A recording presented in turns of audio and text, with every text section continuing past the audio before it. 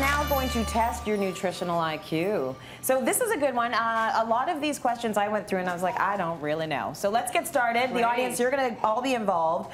The first question, foods with a low glycemic index are healthier than foods with a high glycemic index.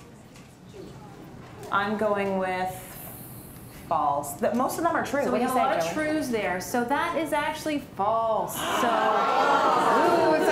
it's kind of complicated though, the way the wording is. Tell us why it's false. I know, it's a little tricky there. The glycemic index measures the speed of entry of a food into your system. So it's how fast that glucose goes in. And it's very, very important. But here's why it is not true, is because foods that have peanuts, foods that have fats, so fats, proteins, the ripeness of a banana, if it's more ripe, it's higher in the glycemic index, they will lower the GI. And you know I want you to stick you to low to medium GI foods, glycemic index. Right. So certain candies with peanuts will have a low glycemic index of 33.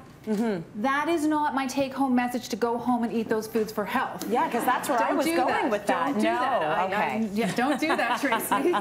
And watermelon has a very high GI of 77. Well, watermelon is a fabulous food filled with lycopene. Yeah. So you just want to use it as a tool. Most foods that are low on the GI are healthy, but not all. But that's true, and that's what we all hear, right? Yeah, exactly. Okay, second question. If you want to lose weight, it is best to avoid snacking. You have to avoid snacking to lose weight. I would say true because, you know, my snacks are awful.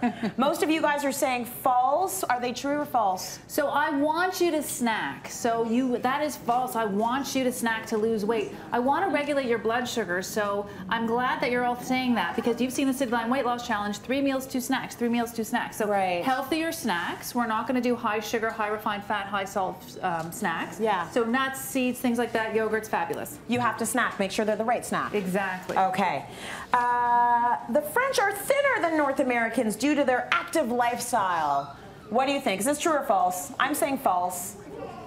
They are saying mostly false. Is it their active lifestyle? It is not their active lifestyle, so that is false. And there's a whole book, Why French Women Don't Get Fat. That's the title. It's not what I'm saying. It's with the title of a book. Yeah. And the whole book primarily is on portion size. So their portion sizes are smaller than ours. Their chocolate bars, their plate size is smaller than ours. So it's only to do with portion size. If you think about it, they're eating duck fat and chocolate and bread. So it's got to be about portion size. But smaller amounts. Teeny tiny, right? Exactly. Eggs are high in cholesterol, so we really need to eat no more than 2 a week.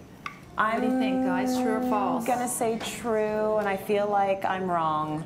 They mostly say false. What is it? They're right, you're wrong. Sorry. Okay. They're right, you're wrong. Sorry. You can go for it. You can go for it with your eggs. Well, you know, my take-home point is this, is always talk to your doctor if you do have high cholesterol, but a big concern with dietary cholesterol doesn't come from the eggs. It's from saturated fat. It's from you're having a high body mass index. It's from inactivity. So the take-home point is low sat fats, exercise, maintain a lean body weight, and then of course talk to your doctor. But eggs are superfoods. They're really great foods. They're great for you. Right. Okay. Is there ever any such thing as too many eggs? Of course. There is a limit on them, so we don't want to see you eating a dozen in 3 days. Right. So, but more than 2 for sure. Next question. The term whole wheat is a regulated term.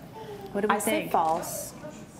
True or false, folks? We've got, that was half and half. Half and half. Is it a regulated term? So that's false. It is not a regulated term, unfortunately. So when you take something and you make it whole wheat, you can see this is a whole wheat bread, and I'm sorry to do this because it's kind of gross, but see how we can roll it into a ball? Yeah. My kids do this. That's not whole wheat then? That is made with whole wheat. Okay. So you can get 100% whole wheat or you can get made with whole wheat. But you want to make sure you're buying whole grain, because whole grain means it has the bran, the germ, the endosperm. That is a whole grain. That's where the nutrition sits.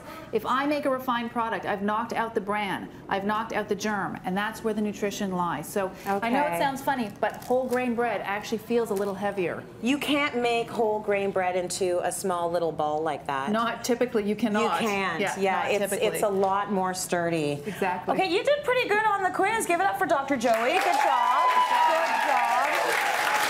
To help say goodbye to your cravings, everyone will be taking home Dr. Joey's Skinny Chews. It's delicious, high fiber, low calorie chews. It's going to reduce your hunger and the need for sweets.